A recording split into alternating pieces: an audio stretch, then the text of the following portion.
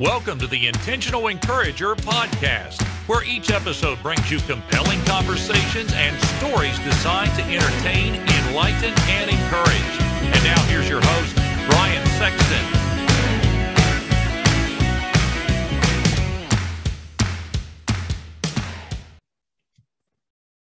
And welcome into the Intentional Encourager podcast. I'm your host, Brian Sexton. Thank you so much for joining us again today. This is a personal treat for me. I have a dear friend, a man of God.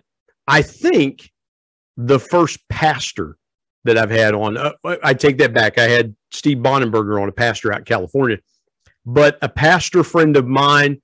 And when this man shares his powerful story of divine healing, he's going to become a friend of yours. He is the pastor of Calvary Tabernacle in Accident, Maryland. He is a father of 3 boys, but he is an incredible guy. I'm not going to mention that he's a lifelong West Virginia Mountaineers fan. We'll just put that aside.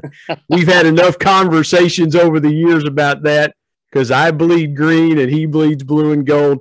But I have a deep respect and love for this man. Pastor Pascal Crites joining me today on the Intentional Encourager podcast. Pascal, how you doing today, bud? I'm doing wonderful, blessed of the Lord, and I'm just honored at the invitation to be here with you today, my friend. Well, I knew we saw each other a couple of weeks ago, and I said, man, you've got to come on my podcast because your story, and we will get to it, it is worth staying for. When I look at Pascal, I know that anything is possible with the Lord. And so whether you're a Christian or not a Christian, you know, Pascal and I believe in a healing God. Sure. We believe with all of our heart in a healing God. And so I can't wait. And we will get there, folks, in telling his story. But I want to start here with you, Pascal. The last 16 months or so has been, everybody has had different experiences, I'll say, around COVID-19 and things like that. What has the past 16 months or so been like for you personally, and then pastoring a church through COVID-19? Extremely challenging, without question. And I'm sure that every other pastor would say the same things when it comes to shutdowns and things like that. You know, we unfortunately had, people as well that contracted COVID. I had COVID. My wife had COVID. It went through my family back in the early fall of last year. And just all of the restrictions and having to do things different ways and live streams and things like that. And being really just that feeling of being disconnected from what you're used to and so forth. So it was without question the most challenging time, but I'm thankful that the Lord has brought us through. I'm thankful we are where we are now, knowing that whatever happens, the Lord said he'd never leave us nor forsake us, but it is good without question to be able to worship back together again after what was no doubt a tumultuous 2020, ups and downs and sickness and things like that. How did your mode of preparation change? Because your church, like ours, and you're dear friends with my pastor in Charleston, West Virginia. How did your mode of operation change? Because every week, you have service during the week, and you have service on Sunday, and you have multiple campuses that you're overseeing as well. Now everything goes from being all in person and making sure everything is in the right places to everything being virtual. How was that for you from an organizational standpoint? What did you have to kind of pivot quickly to get your arms around when you guys had to go to live stream and things like that, as in-person worship was curtailed for a period of time? Well, it involved lots of moving parts, making sure that you had the skeleton crew that you were allowed to have that could, make sure that you had some instrumentation that could get us, to worship, lead us into worship and things like that. Had to make sure that the promotion of it was right so people knew what we were doing, knew at what times we were doing to try to get it out even to the public and things like that. Preparation of it, I prepared the same way to preach then as what I do now. The difference of it being you're preaching, we of course, it was live from the sanctuary with a bunch of empty pews looking at you. Mm-hmm. I think for me, that was the most challenging thing, because I like to connect with people that I'm preaching to. I like to look at their faces and see the Spirit of the Lord moving on them and things of that nature. And when you're just looking at pews, you just got to have a new level of faith that, number one, I've heard from the Lord. Number two, he has blessed my preparation. And number three, I've got to trust God that he is doing his thing on the outside of this while I'm doing my best to preach to a camera and a bunch of empty pews. I love what you said there about the purpose of preparation and making sure that everything was as it needed to be, because, again, you and I are apostolics, and as apostolics, the difference between us and a lot of other denominations out there is that we are very different in our style of worship. Right. We are intentionally different in the way we worship, and it's not to slight anyone else. It is that's the difference that we have in the way we worship and how we worship. People, and I've loved this, people have told me, they said, they met me, they said, "You're Pentecostal?" Yeah. "You don't swing from the chandelier?" I said, "Listen, you think there's a chandelier made that would hold a 6'3", 270-pound body?" I said, "I'm built like an NFL tight end." I said, "Man, if there's a chandelier built like that, man, I want it in my house," because, but the thing of it is, we're exuberant in worship. We believe in instrumentation and things like that. And so there is something dynamic about an in-person service, and you go to that. But I love what you said there, Pascal, about preparation. What did you learn about preparation through this that was kind of that V8 moment, if you will, of, hey, man, this is something I can take moving forward as well, too? Yeah, I learned that through prayer and seeking after God and seeking his face, that you could hear him clearly, and he would give you definite direction at times down to what songs need to be sung and things of that nature that would minister to those who the Lord, of course, we already know, knew who was going to be on the live stream, and preparing in such a fashion that when we open, and this was powerful, that you're singing to an empty building, you're preaching to an empty building, but it became really what church really is. We can have a packed building with hundreds of people, but it still should be about an audience of one. And that audience that we show up for is the Lord Jesus Christ. So when we sing, we're singing for one. And when we preach, we're preaching for one. And it allowed us really to prepare for what church was all about. And that is, we're putting something together to entertain the one that is in the building, not to entertain 200 or 300 or 400 or 500 or whatever it might be, but you're preparing to entertain an audience of one and to give him glory. And now when we're back in-house, it became the same thing. When we show up, we're thankful for everybody. We're thankful beyond thankful for the family of God, but it still remains we're coming because there's an audience of one that we seek after. There's one that we look to help us, and that is what's continued. You know, what you're really talking about there, and what I'm hearing so strong in what you're saying, is connection, is connecting with, because you couldn't hug those people's necks. You couldn't love on them like a pastor should do for their congregation. You had to be careful because you have a family to think about yourself, your wife and 3 boys.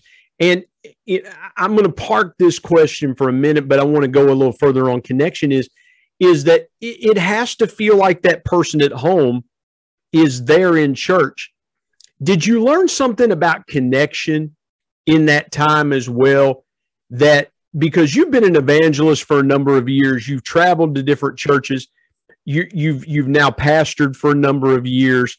Connection's really important to you, but did you learn something about it you hadn't previously thought of before? You know, I did. And what I learned blew my mind. And it might not be huge for everybody else, and everyone else may not even understand it. But I found that God, by his grace and mercy, could give a word to me by his Spirit. And then I preached that word to a camera in an empty facility. But then when service is over, and in the days that follow, messages and text messages and phone calls from the congregations of the multiple campuses come in, and how God spoke to them, and how God touched them, and how close God drew himself to them while that service was going on. And it let me know beyond anything else that God is not inhibited by time or by space. It let me know how blessed we are when we are together, but at the same time, when life forces us to be apart where we don't want to be, God is still able to keep us together, to keep his hand upon us, just like in Acts chapter 8, when Saul made havoc of the church and the church was scattered in every place. They went everywhere preaching the gospel, and the gospel was furthered because there became more of a focus on the audience of one than on anything else. And Jesus really, during that time, became the absolute center because there was nothing else to focus on except him. I love what you said there, going back there, because the Bible also tells us that there's nothing new under the sun. Right. Even though I haven't seen this global pandemic in my lifetime, we had to go back to 1918 to the Spanish flu to see anything similar to that. And of course, yeah, you know, maybe our kids will look at COVID the way we looked at September 11th, 2001, as that defining generational moment in our lives, you know, and who knows how history will write this, and it's still being written as we continue to talk.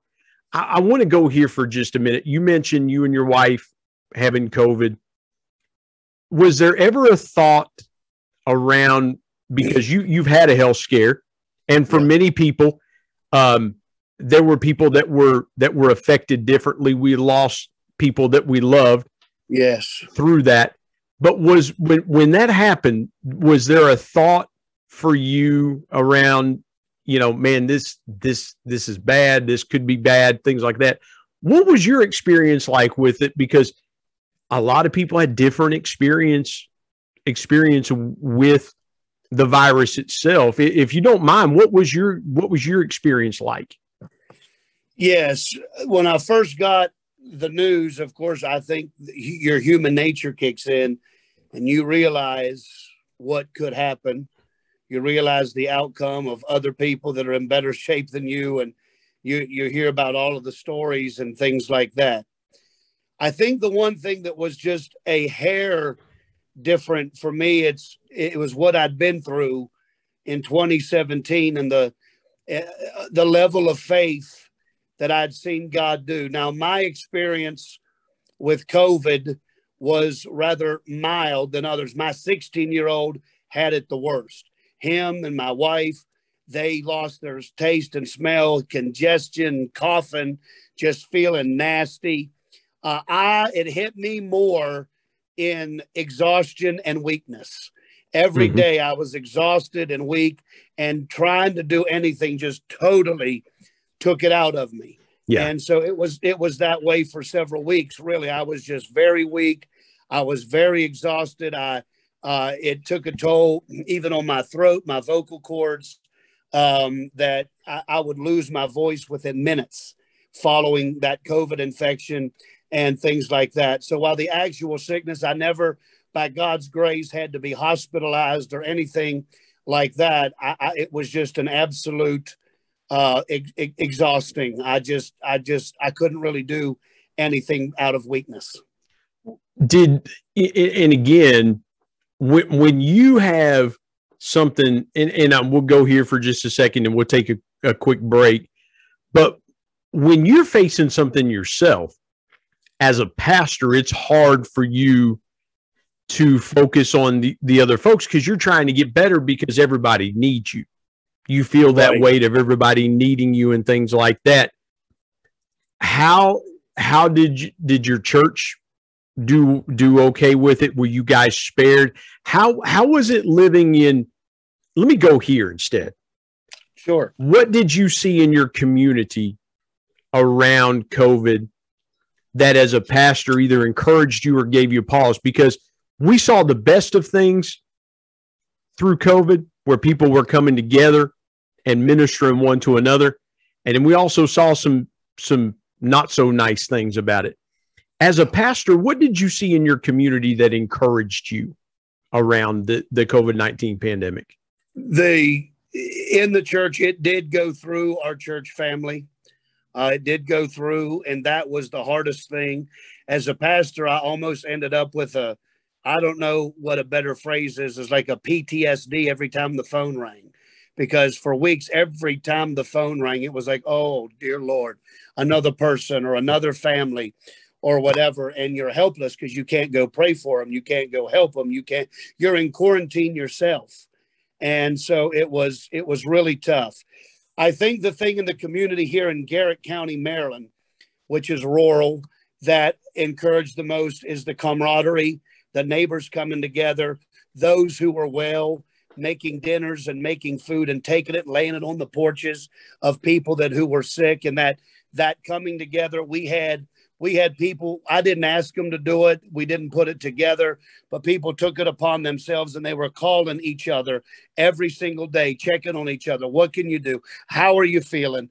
Going and buying those little O2 things for the fingers so people could check their oxygen, making sure that things weren't where it shouldn't be, picking up medication for each other. That was what was encouraging, is that I saw people come together and help each other that I never really expected at that level. I mean, in that way, that was very encouraging. And it was a huge boost of morale for those that were suffering through it to have people doing that. That's it. That's awesome. That is so cool. I appreciate you sharing that, Pascal. Let's step aside, take a break. When we come back, I want to go a little deeper on what Pascal just said about pastors and the stress level that they go through. A lot of you out there that may be watching and listening to this podcast may say, well, I own a business. I do this. I have a stressful career, things like that. I'm telling you, having a dad that was a pastor the last 3.5 years of his life, there's a lot of stress that pastors go through themselves. I want to touch on that when we come back. My guest is Pastor Pascal Crites from the Calvary Tabernacle in Accident, Maryland, and he is joining me today on the Intentional Encourager podcast. Back in just a moment.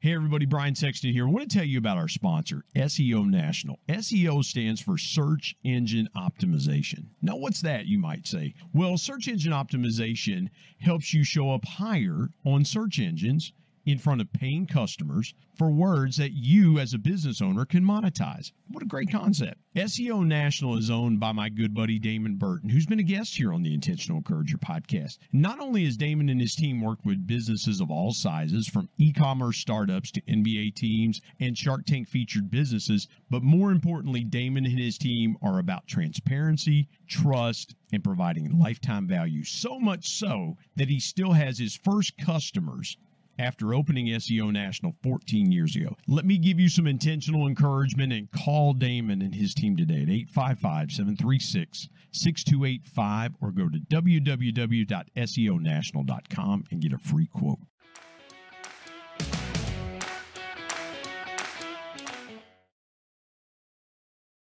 Pascal, you mentioned something a minute ago. I've got to go here. Sure. in this segment. I don't think people understand the stresses that pastors go through, especially full-time pastors, because we have seen, and not to make light of pastors and things like that, but I think the perception that people have of pastors is who they see on television. Yeah. Right? Yeah. And so, it is pastoring is not for the faint of heart. It's not for just anybody to take on. That's why the Bible delineates those different roles like it does. And we'll get into your story of how you felt led to pastor here in just a few minutes. But you talk about pastor PTSD, and I appreciate you saying it that way, because I think it really makes you stop and think that, man, what happens to my congregation truly affects me personally and things like that. What do people not understand at times about pastoring as opposed to being an evangelist? Because, and forgive me for a long-winded question, but when you evangelize, you basically parachute in for a few days and you parachute out, and you hope you have encouraged and inspired and uplifted those people while you're there. Pastoring, those people become your family. Those people become a part of you, and everything is way more personal. What is something that people don't realize about pastoring that maybe ought to be talked about a little bit more?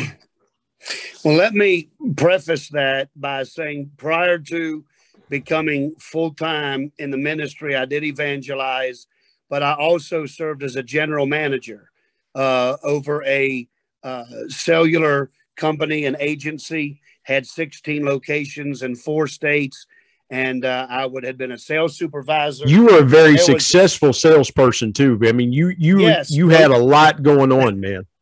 Yeah, it was wonderful. We had stores in Virginia, North Carolina, Pennsylvania, West Virginia, Maryland, and whatnot. And you were moving up the ladder. I mean, I don't want to get ahead of ourselves, but man, you were really moving up the ladder there too. So I want to put some preference around that too. Yeah, I started at first learning, and I worked the floor, just selling phones and selling accessories and things like that. And then I was being groomed, and I became a sales supervisor. From a sales supervisor, I went to a senior sales supervisor, and then I was promoted from a senior sales supervisor. Finally, when the general manager left to take another job in another part of the country, they moved me into the general manager over the company. At that point, then my boss became the president of the company. And so that's how that started. But it was a wild ride, but God used all that as boot camp for pastoring, because it was there that I had to learn teamwork. It was there that I had to learn sales. I had to learn promotion. I had to learn budgeting. I had to learn about money. I had to learn about hiring. I had to learn about firing. I had to learn about putting together a team, what worked, what didn't work. And so for all the years that I did that, little did I know that it was a preparatory ground of becoming a pastor. Man, oh man. And I want to dive into that here in just a few minutes, because I love that training part of it and things like that. And people don't understand that the things you do in life will prepare you to be a pastor. But then again, pastoring doesn't prepare you for anything else. No. You really have to understand it. When you look at pastoring people today, what is the biggest, and I mentioned it a moment ago, but in your mind, what is the biggest difference between pastoring and being a traveling evangelist? An evangelist, my sole responsibility was to get a word from the Lord, try to go in that night and have the Lord bless me to bless that specific church and those people, and strengthen the hands of the church, to wash the spiritual feet of the church. But then when it was over, it was done, and I went someplace else. As a pastor, I am responsible for making sure that, as a watchman on the wall, according to the book of Ezekiel of the Old Testament, that I have to warn them against sin. I've got to warn them about impending dangers that will trip up and deceive them. I have to, as a shepherd, an under shepherd, I have to protect them with a rod and the staff that the Lord gives me. I have to be there when they're sick. I have to, as a pastor, it is not a career. It is a calling. I firmly believe that. that pastoring is a calling. It is not a career. And if you're not called to be a pastor, run away from it as fast as you can. Because when you go to bed, did I say the right thing? Marriage is in trouble. Suicidal people dealing with all kind of things in life from the devil and everything else. And like a doctor would go to bed, I'm sure, concerned, did I give them the right medication? Did I do the right thing? There's that stress level of, dear God, did I say the right thing? Did I do the right thing? Because people's lives, heaven and hell, hang in the balance. And you can't be off, and you can't be flippant, and you can't be reckless when it comes to advice, when it comes to the messages you preach, because as a pastor, you're going to stand before God and give account of everything you said. And those you pastor, you're going to have to answer for everything you did while you pastored them. Well, and Pascal, it's like a doctor diagnosing themselves, because there are times, and this is what I don't think people realize about pastors, is that pastors need a pastor themselves. Absolutely. Because when doctors, doctors are humans too. They have physical ailments and things like that.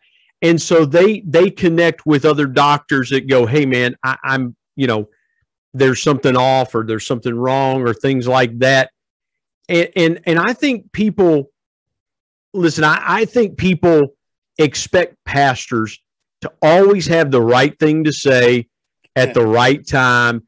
Yeah. And it's got to be spot on. And we've kind of put pastors, I'll say it this way. I think we have put pastors on a pedestal, and at times it's a good pedestal, and at times it's not a good pedestal, because then we hold them to expectations that are far too lofty to uphold. Or there are times that we say, how is that guy pastoring? He doesn't have a clue. I was looking for something deep and insightful, and he told me this. Man, this dude doesn't even have a clue. I don't know that people realize how difficult it was pastoring. How difficult was it for you to make that transition from evangelizing to pastoring? There was definitely growing pains. Definitely growing pains, because you've got to, what you preach, you've got to, and this should be the case for anyone, but when you pastor, you all of a sudden you live in a glass house like you never have before. Your kids become in a glass house. Everything you do, everything you say gets watched at. Let me jump in here. I didn't mean to interrupt you, but I am fascinated by what you just said there. So I've got to ask you this. How do you protect your family in those situations? Because, it would be easy for us, and I want to preface this way, Pascal. It's easy if somebody's coming in our house, I'd go, okay, I've got a Louisville Slugger baseball bat right next to the bed. Right. And here's what's going to happen. I'm going to take that bat. I'm going to beat this dude senseless that's coming into my house and trying to hurt my family. Or people protect themselves with weapons or things like that. But your first instinct is it's me or him, and he's going to be the one in trouble because I'm going to protect my family. How is it to protect your family as a pastor? Because I have to believe that a lot of the times you don't know precisely where the attacks are coming from. Talk about that for just a minute. You're right. There are times that, people can get upset with me or over the years, and they don't want to come directly to me because you're pastor. So they'll take it out on the kids, or they may take it out on my wife or whatever. What I have done, and I think what's important to do, is realize that the Lord could use me to preach salvation and save all of Garrett County. But if I lose my family, I am a failure. If 10,000 upon 10,000 are saved, and I lose my family, I am not a success. So I try to, like Nehemiah, I try to build the wall around my family. I like to let them know that I love them. Take the boys out, spend time with them, have date nights with my wife where we can have open communication, where we can talk, where dad or husband can pour into them, build walls of protection around them, talk to them when something happens, deal with things as it happens. At the same time, I think the most important thing, at least for me, has been trying by the help of God to build that wall around them through prayer and just through love and keeping the lines of communication and closeness wide open between all of us so they can talk to me, I can talk to them and help them when those times do occur. I got to ask you this before we take a break. You've been pastoring for a number of years now. If there was any way possible to go back to when you began to pastoring, you now could step back and you could sit down across the table from yourself, maybe in Morgantown or somewhere, and have a cup of coffee with yourself back then. What do you think how do you think that conversation would go? And what would you tell yourself then that you know now? I would say that you cannot absolutely make anybody serve God. I would say that you need to spend your time. You need to invest your time more wisely. Instead of chasing people all the time that don't want it, invest your time in those people that are hungry for more of God and equip them to do the work of ministry instead of at times, especially early on, being distracted by people that were not interested, that just wanted time, but they weren't going to listen to nothing you said. But at that time, you're young, you're fresh, and my God, I'm going to try to save everybody until you realize there are some people that just absolutely are not committed. They're not dedicated. They're not interested. And I would say, pour yourself into people that are hungry. Pour yourself into people that are showing that thirst for the things of God. You pour yourself into them, they'll pour themselves into others, and you can start a flow. I just wrote what you said down. Invest in hungry people. Yes. And that's encouragement for anybody, whether you're an entrepreneur, whether you're a business coach, whatever you're doing. If you can invest in people that are hungry to go to that next level, you can really have an impact. And I love what you said there, Pascal. That was so good. Let's step aside, take a break. When we come back, I want to tell you about this man's story of divine healing. I know firsthand because I saw him in a hospital room in 2017. He alluded to it just a moment ago, but I want him to take us through his story. Back with Pastor Pascal Crites in just a moment on the Intentional Encourager podcast.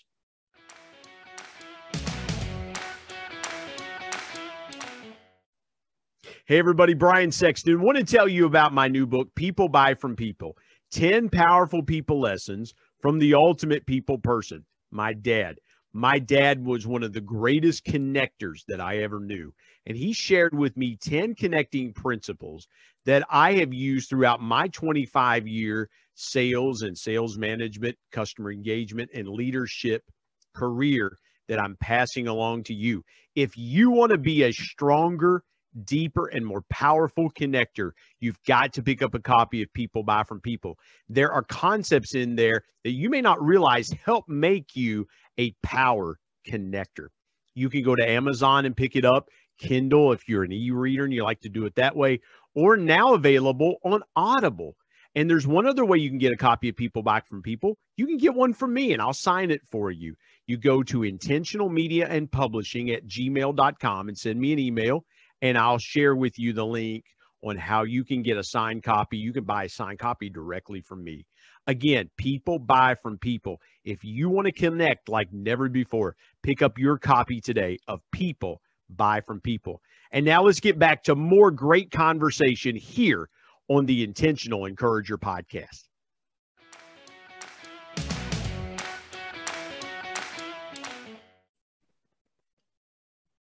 Pascal, let's go to your story. You mentioned a few moments ago, you alluded to your career in sales, a very successful career, I might add, in sales.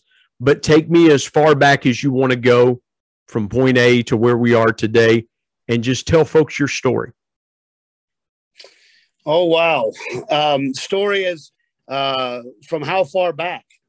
I don't go as far. This is your time, man. Go as far back as you want to go. Well, I was. If you say it started in a crib in Upper West Virginia, that's fine with me, man. Yeah, I was born in 77. I'll be 44 this month, actually, August.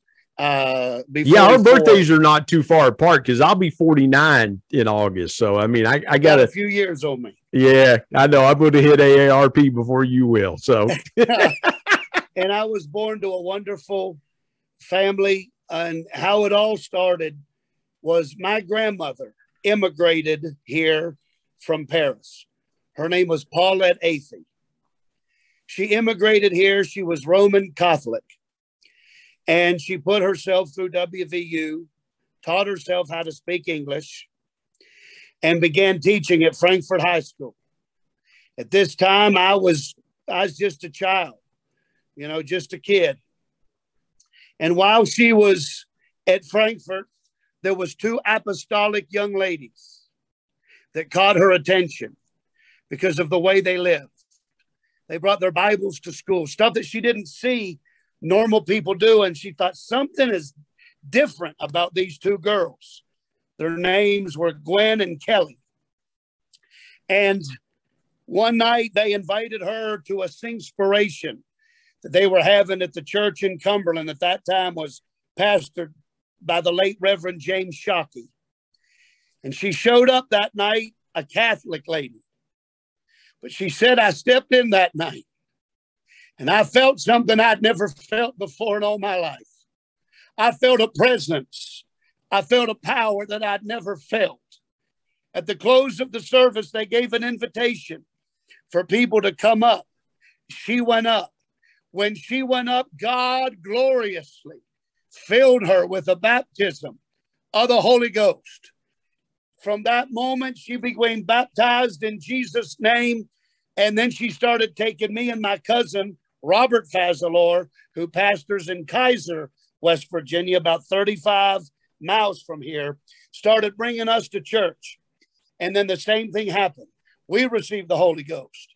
We got baptized.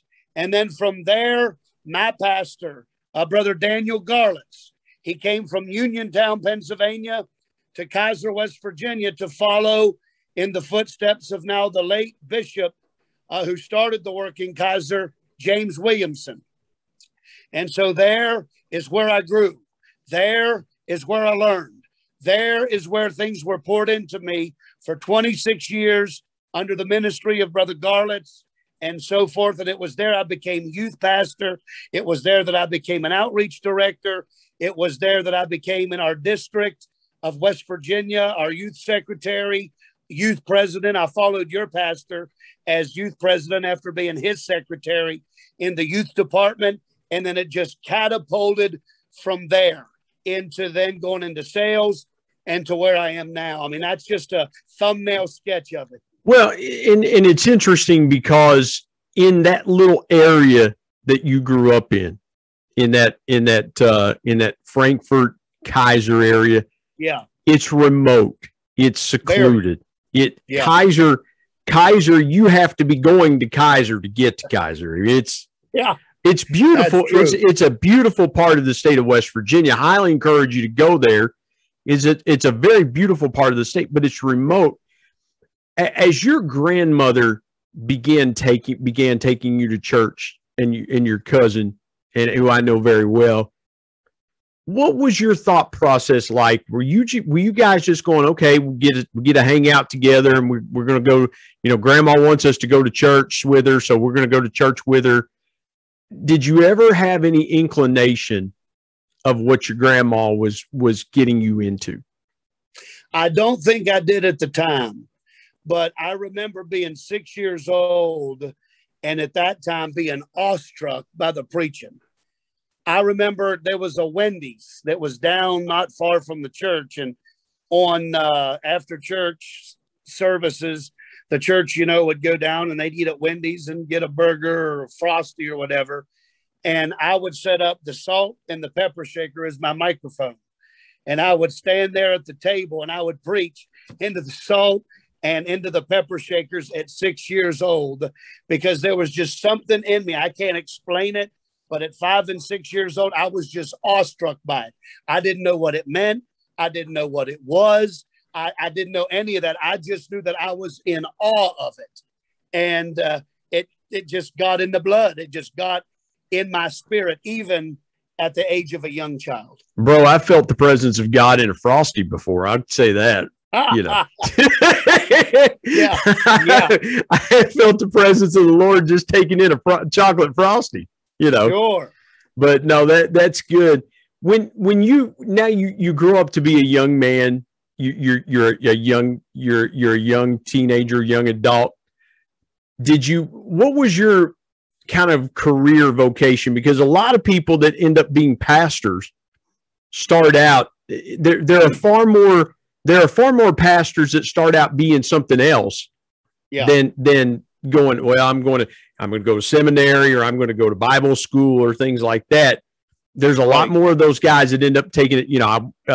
We have a good friend of ours, Pastor Aaron Bounds in Zanesville, Ohio. He has a degree in engineering from West Virginia Tech. And so he started out to be an engineer and things like that. The point I'm making is, pastors are a lot like a lot of people. I'm going to go to college. This is what I want to do. What were those aspirations like when you were a teenager, maybe in your high school years, as you were getting ready to start adulthood, maybe going to college, things like that? I will be honest here. The only thing by that time in my life, I knew that I had a call of God to preach. I felt it. I lived it. And I wanted nothing else except that. I didn't know what I would do. I felt I was going to be an evangelist because I preached like a crazy person. Just excited about expository, evangelistic style of preaching. And I thought I would be an evangelist. And so I got out of high school, and my first job, I worked at a glass plant. My dad had worked there, and I got on. I'd making good money at a glass plant. And I was then, you'd preach out, and I just did various jobs. I did attend some college, but I had no desire. No, yeah, because, well, and I didn't mean to interrupt you, because, evangelism is hard to do as a full-time occupation, because you're totally dependent on people inviting you to come and preach at their church, and then you have to say, okay, well, we need X amount of dollars because we have bills to pay and things like that. It's a hard occupation, and I'll use that in air quotes. So I commend you for the wisdom that you had to continue working and in pursuing evangelism on the weekends. And there's nothing wrong with that, in my belief, and nothing against full-time evangelists. I think that's rather wise, because again, you have something to stabilize you from an income standpoint. Because a lot of times evangelists are paid by the offerings that are taken by the church and things like that. And so it's a very different lifestyle. What led you to get into sales? Because again, I know that part of your story very well. You were extremely successful, and had you stayed in that industry, likely you would be probably a vice president of some kind, I believe. A vice president of a major cell phone company, because of that. Man, you were that successful doing that work. Yeah, I was working in the veterinary field as a technician assistant, evangelizing on the weekends and so forth. My wife, Becky, she was an RN, and so together we were well, we were well and then evangelizing, but I kind of got burnt out doing that. And I thought, The door to being full-time hasn't opened. And like you said, I knew it was difficult. So I thought maybe I just need to, Lord, help me. And I'll try to, I know that being that ability to preach, there's a little bit of a gift of gab. Mm-hmm. So I thought maybe I can sell. And so there was an opening and I put in for it. And while I was interviewing for it, the general manager at that time said, would you be interested in a supervisory position? I had only applied to be a floor associate in sales, but there was something in the interview that he saw and said, we want to hire you for management, but we're going to train you as a floor associate.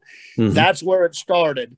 And to the glory of God only, while we were there and while I was with the company, every sales record was broken, every single one of them. And I believe it is because the favor of God was upon it, because that's where he wanted me to be. So he equipped me and he allowed me to do what I needed to do all the way up into being promoted to the general manager by the very end. But it was all, I firmly believe, in the will of God to take me where I needed to go. And because of that, his favor was on it. And so because of that, there was tremendous, tremendous success. How hard was it for you to walk away from that? Because I'm going to go here for just a minute. Sure. Pascal. The human side, when and this has been a very spiritually leaning podcast. I'm not apologizing for that. You take it however you will. It's a part of who I am. But I will tell you this. It is hard sometimes to separate what you want from what God wants, because Absolutely. you were very successful, making great money. But how hard was it for you to go to that general manager that you had a deep level of respect for, and you guys became tight? I mean, you worked together very successfully. You were smashing sales records, teaching other people how to do it. Just right. Things were really moving in your life. Right. How hard was that conversation for you to go to him and say, I'm going in another direction. I'm leaving and doing this and going in another direction. I hope your listeners, I'm going to break this down so it's understandable. God had to do it. I'll tell you exactly what happened. What happened was I informed them at this time, I was the general manager and I was working closely with the company president, whose name was Todd. And we were doing things and whatnot. And I had told him that I would be taking a pastorate. And he said, we don't want to lose you. I said, well, man, I love it here. Y'all have treated me great. You've treated me wonderful. And he said, where are you going? And I told him, Accident, Maryland, Garrett County. Well, come to find out, they had a location up here. And they had also another business under the name of the same company. It wasn't quite cell phones, but it was sales. They said, I'll tell you what we'll do so we don't lose you. When you go up there, we're going to make you an assistant store manager over this. We're going to pay you good. And they told me what it was, and it was good.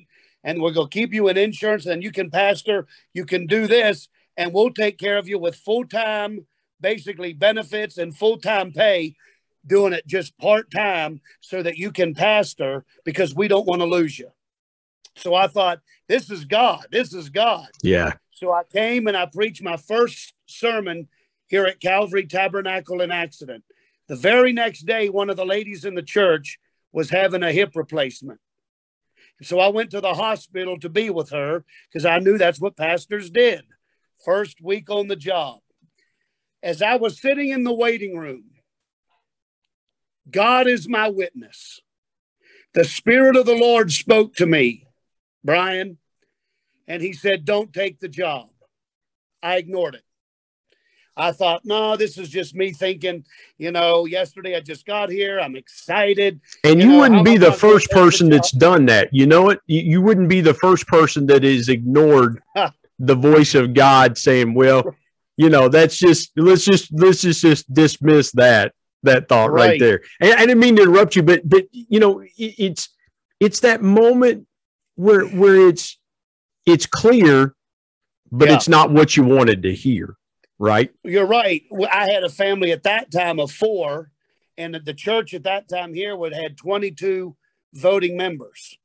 And then I thought, don't take the job. I was still living in Kaiser, driving basically each day 35 miles one way back. And I thought, how am I going? And the Lord spoke to me a second time and said, you call Josh. That was the manager up here. He said, tell him you're not coming. A second time I ignored it. And I sat there and I thought, this just can't be. The third time the Lord spoke to me. And when he did the third time, he rattled my teeth way down in my spirit, way down in my soul. He spoke, and so I excused myself, and I went out in the parking lot, and I went into prayer. And for your listeners, this is exactly what happened. As I prayed for one of the first times in my life at that time, I saw a vision. I had never been big in seeing visions or having dreams, but I saw a vision that day. While I was praying, I saw an airplane, and that airplane was being taxied to the runway, just like you do before a flight. And the Lord spoke to me very clearly, and he said, I used that job to taxi you to the runway because I knew you wouldn't come where I wanted you to go unless you felt like you could take care of your family financially.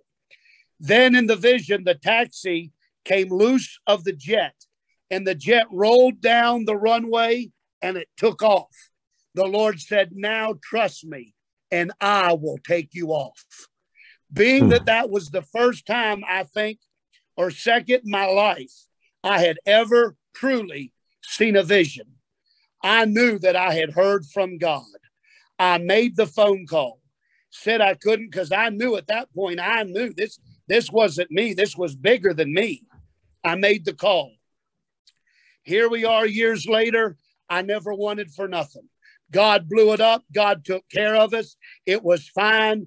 And the Lord has taken care of the church. And the greatest thing I ever did was to be obedient to the voice of God and to the vision he gave me, even though it made my flesh uncomfortable.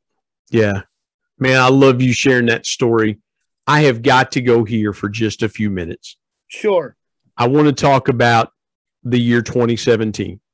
Oh my, yeah. And that is a year that, and those of us that have known you for a long time, I want to be very transparent, and I've known Pascal for probably 20 plus years. Yeah. We thought in 2017 we were going to lose him. And we didn't, obviously. He's here. Pascal, take us through what happened to you in 2017. And I want to give you, I'm going to stay out of the way. And for the next few minutes, I just want you to tell folks about the miraculous healing that happened. And you just take it and you go with it. On Black Friday 2016, that was November before 2017, I came down with pneumonia, and I went to a doc in the box, an urgent care, and they gave me the medication that you would give for community acquired pneumonia. I was relatively, young adult, and I should beat it fairly quickly. But the medicine didn't work. I kept getting sicker and sicker. I'd be on an antibiotic, and then it would knock it down. I'd go off the antibiotic. The fever would come back. The cough would come back. I'd go back to another urgent care because I had moved now to Garrett County, and I didn't have a regular doctor, which is not smart. Everyone should have a doctor. And I didn't. So I'd go to urgent care and, take it. Yeah, you still got pneumonia. Let's put you on another antibiotic. And so I did this over a period of months. It got so bad, and I don't want to gross nobody out, but I'd be on the phone talking. I'd cough, and blood would run down over my hands. I would fill sinks full of blood, coughing, blood on the walls. It was really bad and nasty. Finally, I felt led to go back to my family doctor, who I'd been with for over 15 years in Kaiser. When I went back to him, instead of just going, and I'm not against urgent cares, they serve their purpose. This is just my story. And when I went back to him, he did a culture and sensitivity on the mucosa, the junk that was in my lungs. And they found out that I had a strep infection in my lungs, not a community acquired pneumonia. They said the only way I could have gotten it was from inhalation. I had to have somehow swallowed food into my lungs, choked, who knows.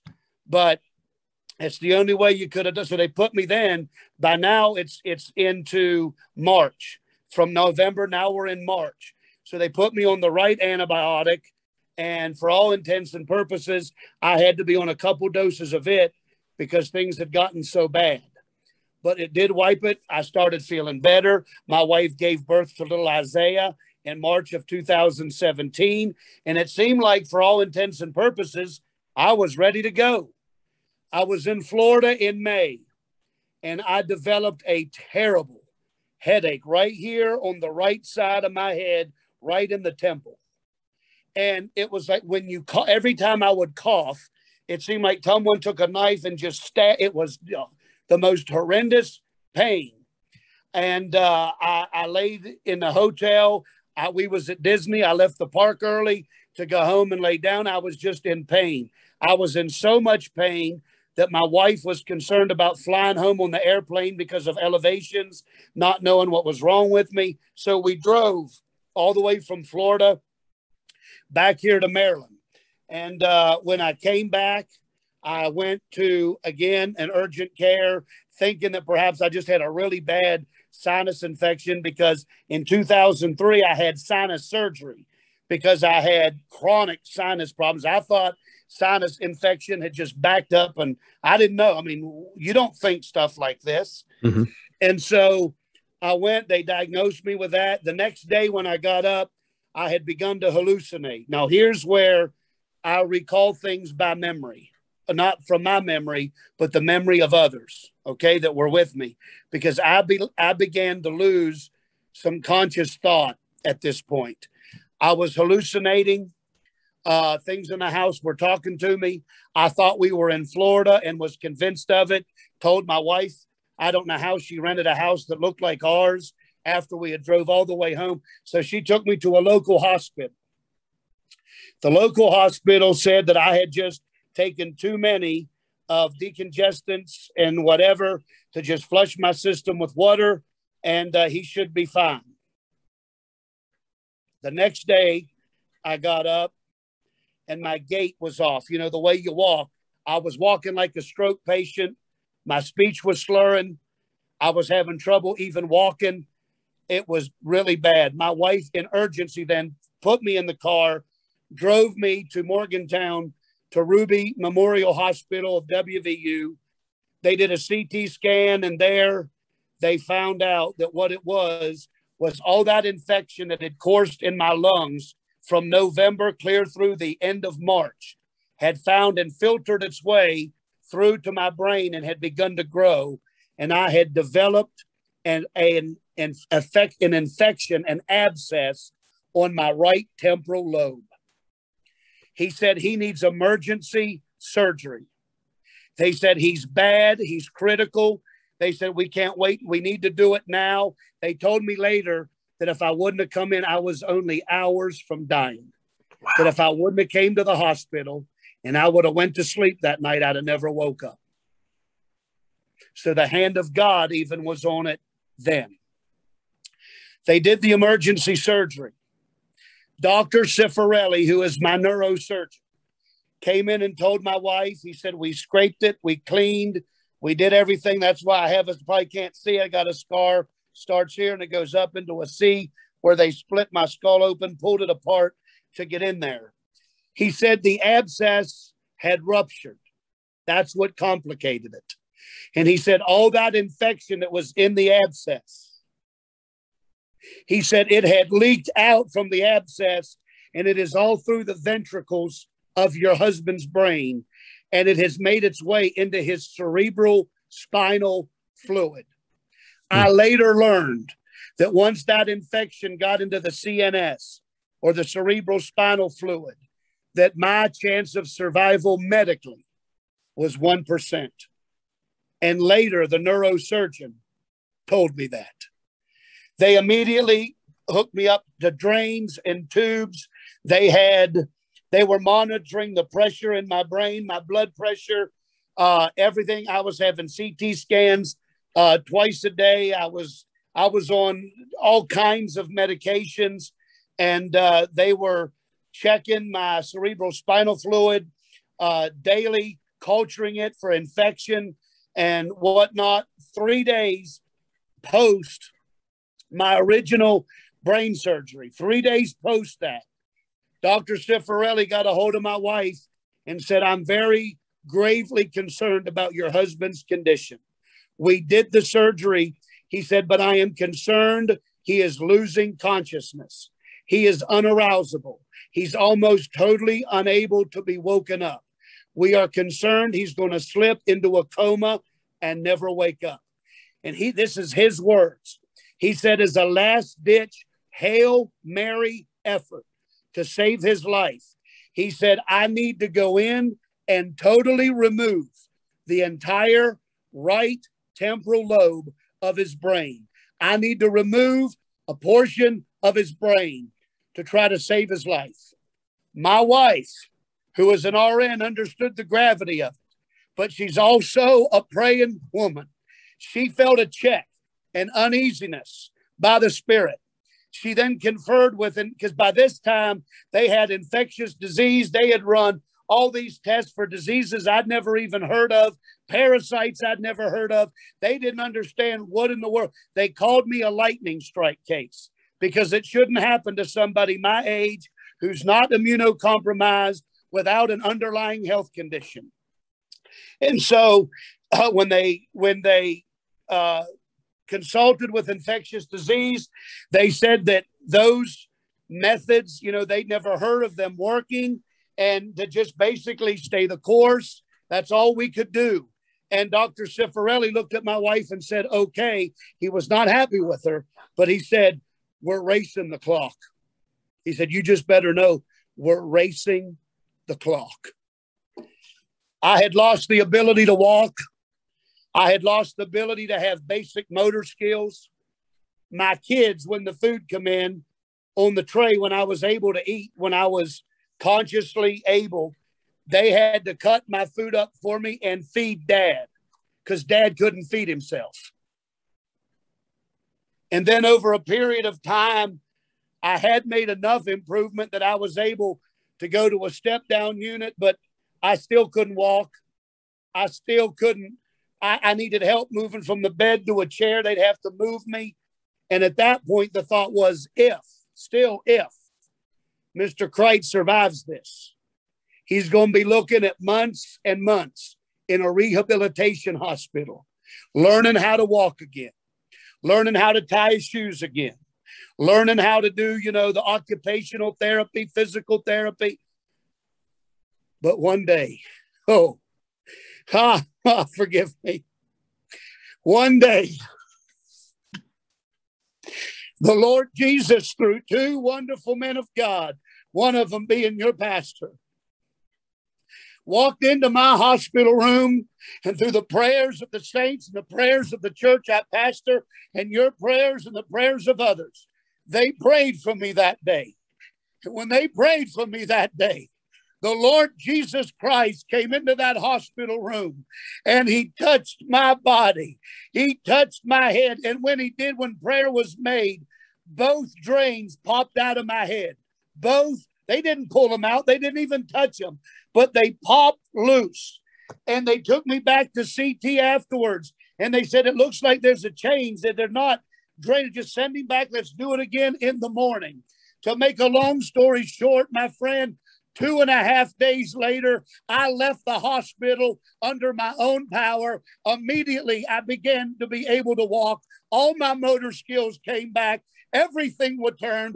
It was an absolute instantaneous miracle of God. And even Dr. Cifarelli looked me in the eyes after it was over, and he said, you know that there was more than medicine working, because you had a 1% chance to live. And 2 days after the touch of God, I walked out of that hospital under my own power, and I'm still preaching, and I'm still living for God, and I'm still doing what he called me to do. Why? Because I am a living recipient of the miracle of Jesus Christ. If you're watching this on YouTube, it's hard not to be emotional, because hallelujah, what happened to him, 1% chance, 1%. Can you imagine? The odds are that stacked against you. But I want to talk to somebody right now. You may feel like life is stacked against you, and I'm going to have Pascal share encouragement. But I feel like I want to share some encouragement. You may feel like life is stacked against you. You may have lost someone due to COVID. You may have faced insurmountable odds. There's nothing impossible with the Lord. No. There's nothing impossible with the Lord. You may feel like I may be talking to somebody whose business is failing. We may be talking to somebody whose marriage is failing. We may be talking to someone whose health is not good. Whether you believe or not, it's very easy to just lift your eyes to the heavens and just ask God to come and do for you what you need him to do for you. You don't have to pray this powerful prayer. You don't have to. It's very, very simple. Just ask God to help you. You can just even say to yourself, Lord, I need your help. That easily, that simple. And again, the Bible tells us in Acts chapter 10, he says, of a truth, I perceive that God is no respecter of persons. That's right. If he will heal Pascal Crites, and I've shared with you the miracle that happened at my birth when I had a hole in my lung, God healed it. If he did it for the two of us, of a truth, God is no respecter of persons. You might say, Brian, I'm not a pastor. Brian, I'm not even a man or woman of faith. It's okay. Doesn't matter. Does not matter. Nope. If you have a voice to be able to call on God and just simply say, God, I need your help. And so, Pascal, I want you to share with folks a word of encouragement today, because again, I didn't mean to hijack it there. Your story was so incredibly powerful. I wanted to give some context, but I want you to share with us your biggest piece of intentional encouragement. Folks, I want to simply tell you, I know that there's no doubt people that are on this podcast that are skeptical, that maybe don't even believe Jesus Christ, don't believe, but let me tell you, it's real. And let me tell you, whether you believe in him or not, he loves you. And I want you to know, regardless of where you are in life, that he cares and he is able. You take it from somebody that absolutely knows. I received his touch. In 2019, following that, I watched as Jesus Christ healed over 1,000 medical diseases, abnormalities, incurable things. I could like a laundry list, but for the sake of time, I won't do it. But I want to tell you this, perhaps there's somebody out there that says, yeah, but I'm a sinner and I this and I that and I the other. Let me remind you of something, that Jesus Christ going to the cross makes it able for you to come to him. It makes it able for you to come to him. He's not going to push you away. He loves you. And perhaps there's someone out there and you're saying, I got a problem with belief. I don't know. I just don't know. I want to remind you of a story in the Bible. Jesus Christ came down from the Mount of Transfiguration. There was a begging father at the bottom of that mountain that was waiting on Jesus because he had a son that was sorely and severely vexed by a demonic spirit. And that young boy would throw himself in the fire. He would throw himself in the water. And the father was absolutely at his wit's end. And he told Jesus, he said, Jesus, can you please help my boy? Can you please help him? He said, I brought him to your disciples and they could do nothing with him. First thing I want to tell you is don't try to get help from religion. Get help from Jesus Christ. Yes. Jesus, it's all about Jesus. It's not about religion. It's about Jesus Christ. And Jesus said, if you believe, all things are possible. The man was honest. And this is where no doubt some of you are, because you've dealt with it so long. You've been told so many things. You've been let down so many times. The man looked at him and he said, Lord, I do believe. But he said, help thou my unbelief. Because there's a part of me that just don't believe. I do believe in you, but I just don't know that I believe that you'll do it. Jesus, notice what he did not do. He did not tell that man to go home. Read the scripture. When you get a little bit more faith, then come back and let me see what I can do for you. He didn't tell that man, because you don't fully believe, go to the priest, go to the synagogue, and so forth. And then when you get everything right, then come back. No, Jesus said, bring me the boy. Bring me the boy. And when he did, he healed him instantly and presented him back to his father. I just want to tell somebody, just because you've got some humanity showing doesn't mean that God is going to withhold his touch, his blessing, or his healing from you. He loves you enough that he will override your doubt. He will override the problems in your own mind, and he will touch you to show you that he loves you. My goodness, that is so powerful. That is so powerful. Man, I can't add anything else other than to say thank you for sharing your story. Tell folks how they can connect with you, because I know they're going to want to connect with you.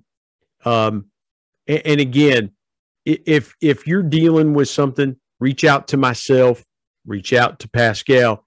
We'll pray with you. Sure. We'll go before the Lord for you.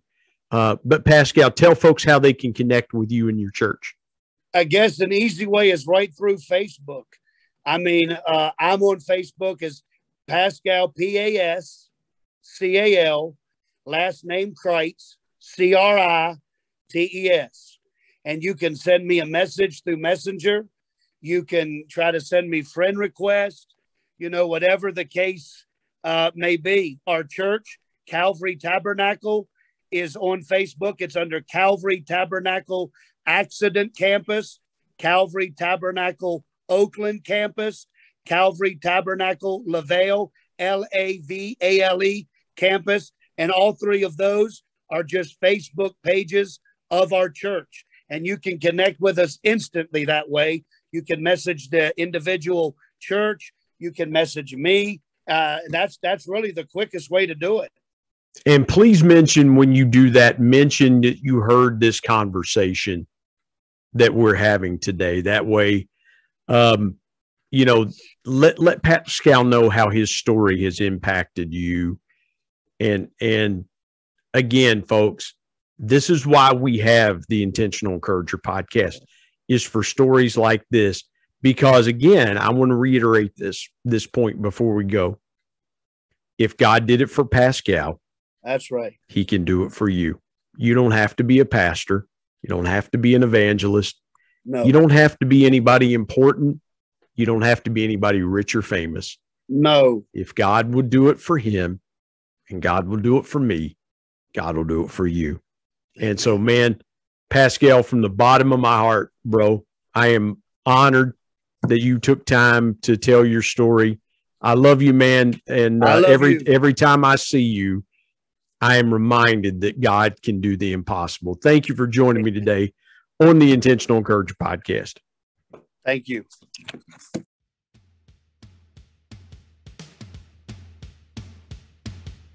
My thanks as always to producer Bryce Sexton and technical advisor Matt Means. And of course, the ultimate thanks goes to the Lord Jesus Christ, who provides intentional encouragement every day through his word. If you're not subscribed to the Intentional Encourager podcast, hit the subscribe button wherever you get podcasts so you don't miss an exciting episode where you can get encouraged and stay encouraged. And remember, anyone, anywhere, at any time, any place can be an intentional encourager.